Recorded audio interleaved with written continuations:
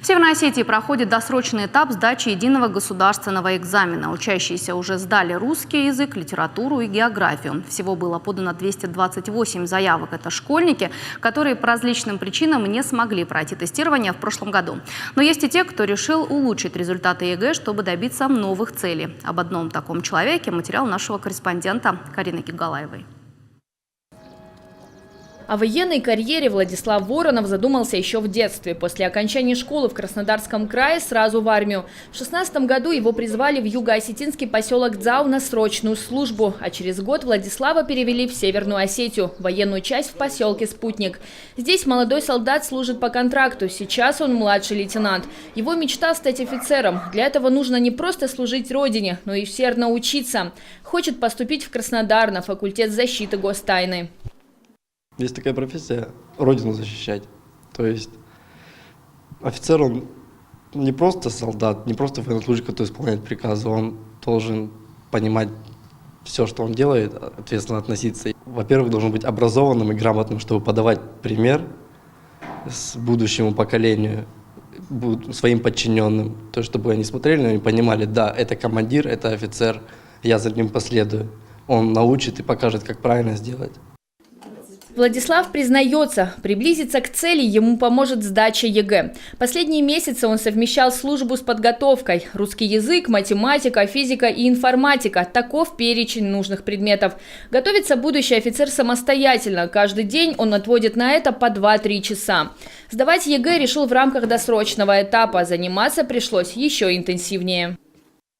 Заниматься удается только тогда, когда есть свободное время. А свободное время у нас либо обеденный перерыв, либо по окончанию службы, то есть после 6 вечера.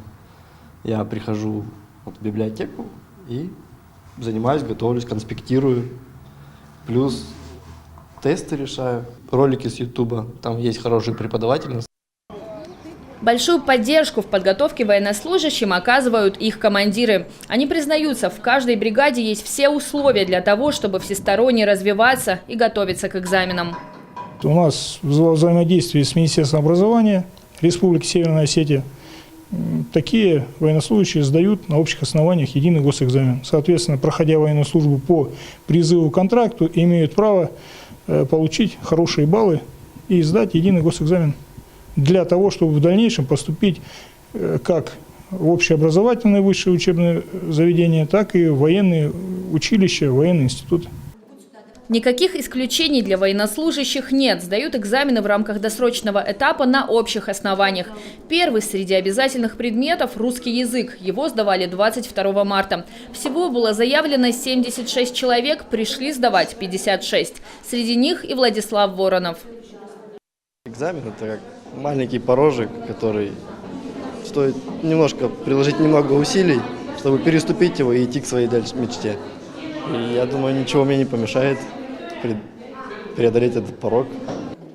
В Министерстве образования и науки Северной Осетии говорят, любой желающий может сдать ЕГЭ в рамках досрочного этапа. Никаких ограничений нет. В отделе надзора и контроля министерства отмечают положительную динамику. По их словам, в этом году пока никаких нарушений не выявлено, но есть некоторые новшества.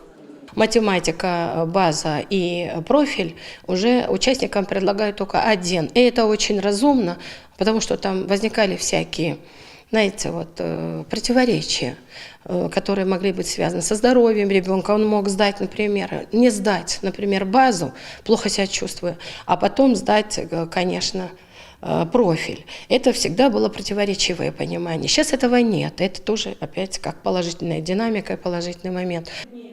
Результаты экзамена по русскому языку будут известны до 4 апреля. Уже завтра сдают историю и химию. Еще один обязательный предмет – математика. Экзамен по нему состоится 29 марта.